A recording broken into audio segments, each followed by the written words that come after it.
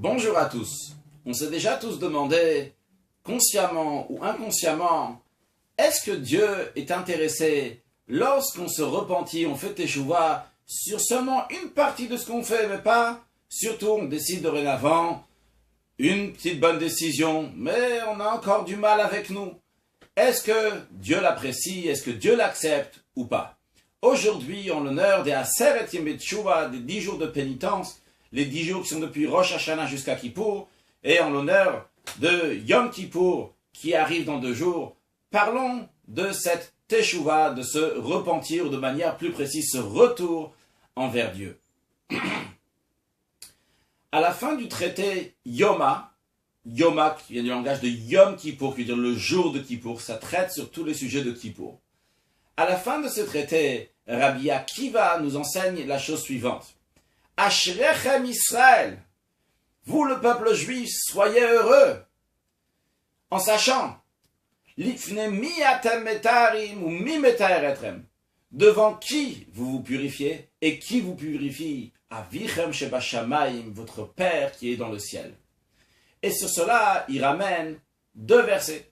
Un premier verset du prophète Yecheskel. Le contexte là-bas parle lorsque le peuple juif est dans une situation qui n'est pas bonne. Et Dieu dit, bien que vous êtes en exil, et même que vous ne méritez pas la délivrance, vous ne méritez pas la rédemption, vous ne méritez pas le Mashiach, mais je vais amener le Mashiach, je vais amener la délivrance, pas pour vous, pas par votre mérite, mais pour mon nom qui est profané lorsque vous êtes parmi les nations et vous êtes dans une telle situation, c'est mon nom qui est profané, donc je vais vous délivrer. Et à la suite de ça, il y a un verset que Rabbi Akiva ramène. Le verset dit, Vezarakti alechem maim tehorim ou tehartem. Je vais jeter sur vous de l'eau pure et vous allez être purifiés. Ça, c'est le premier verset que Rabbi Akiva ramène. Un deuxième verset du prophète Jérémie, dans lequel il dit, Mikveh Yisrael Hashem, que l'espoir du peuple juif, c'est Dieu. Ne pas avoir confiance ailleurs, ceux qui n'ont pas confiance en Dieu vont pas pouvoir réussir. Et la source de confiance pour le peuple juif, c'est Dieu. Donc l'expression de migvé vient du langage de l'espoir, la confiance en Dieu.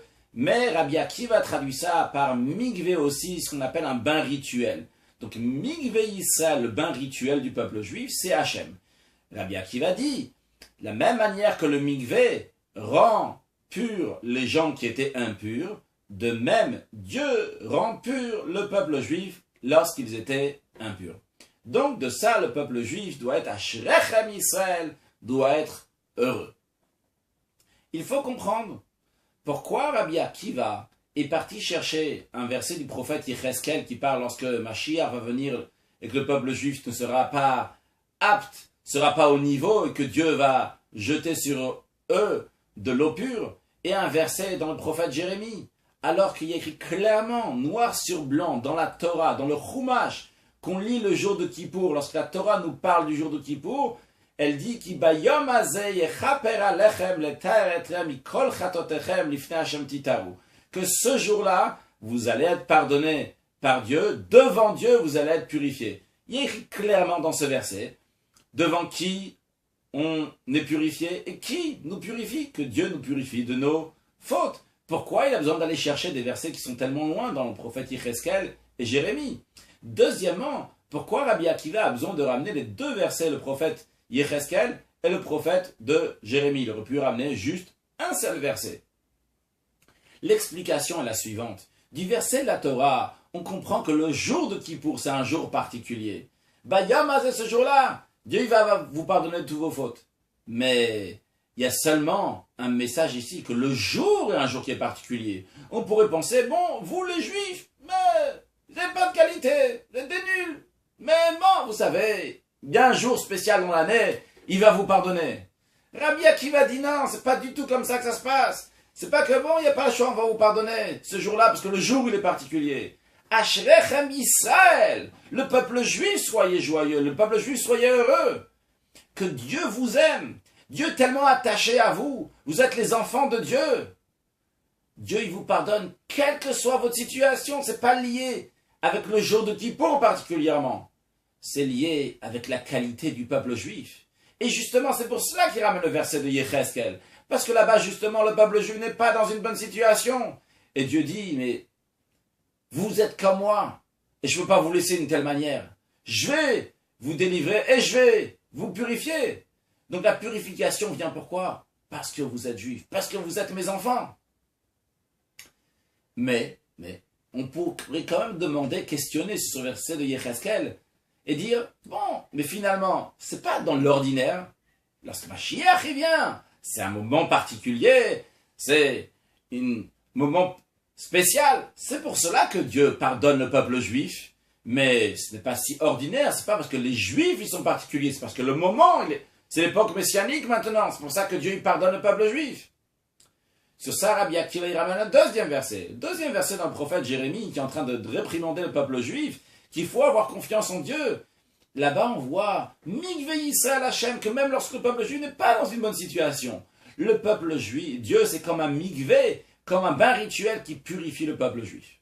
Alors dans ces cas-là, vous allez me demander, Rabbi Akiva il a ramené seulement le deuxième verset, le verset du prophète Jérémie, que le peuple juif est dans une mauvaise situation, c'est pas un moment propice, et pourtant, Dieu leur pardonne? Non, parce qu'il y a une différence entre le verset de Yecheskel et le verset de Jérémie. Le verset de Yecheskel parle que Dieu jette de l'eau sur le peuple juif, que Dieu purifie le peuple juif.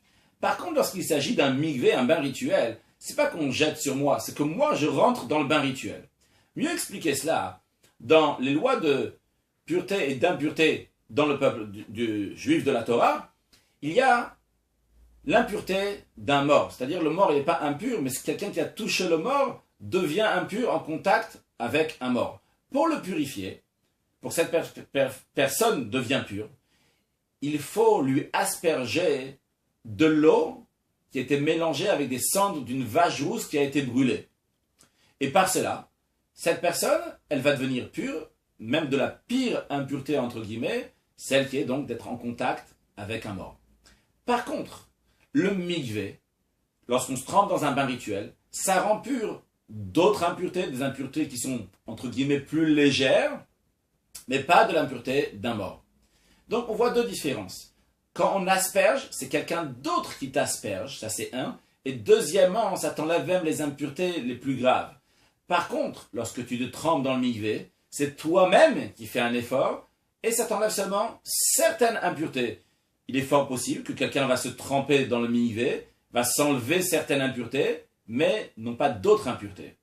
Alors, Rabbi Akiva, lorsqu'il parle d'une purification, évidemment une purification spirituelle, donc quelqu'un il peut avoir des graves impuretés spirituelles et des impuretés qui sont moins graves. Alors, il y a celles, il faut que Dieu vienne et Dieu montre sa gentillesse et son amour envers toi qui t'asperge, mais il y a aussi lorsque toi, tu fais des efforts, toi tu fais un pas pour aller vers Dieu. Et dans cela, il y a même lorsqu'un juif, il est dans une situation que c'est lui qui fait un effort. Là aussi, on voit l'amour de Dieu envers le juif. Là aussi, on voit que c'est parce que Dieu, il aime que le juif peut se purifier. Comment ça? Parce que dans un mikveh, on vient de dire, lorsque tu rentres et tu te purifies, c'est possible que tu ressens encore impur d'autres choses. Mais le fait que tu t'es rendu dans le mikveh maintenant, tu t'es déjà rendu pur de certaines choses. Spirituellement parlant, lorsqu'un juif, il fait teshuva même sur une part des choses, là aussi, Dieu l'aime tellement, montre son amour et lui dit, mais je t'aime. Même ce que tu as fait maintenant, c'est extraordinaire. J'en suis très content. C'est très très bien. Je l'accueille. Les bras ouverts, c'est extraordinaire. Et c'est la raison pour laquelle que Rabbi Akiva nous ramène aussi le deuxième verset. Le deuxième verset n'est pas seulement pour prouver et dire le premier verset de Yecheskel part aussi, même lorsque les Juifs sont pas méritants et le moment n'est pas propice. Mais c'est aussi pour te dire que comme un mikveh qui purifie partiellement, la teshuva aussi est partielle, Dieu il accepte. Et ça purifie aussi certaines choses. L'enseignement est le suivant. Rabbi Akiva nous dit la chose suivante. Ashrechem Israël, soyez heureux le peuple juif. Dieu il vous aime.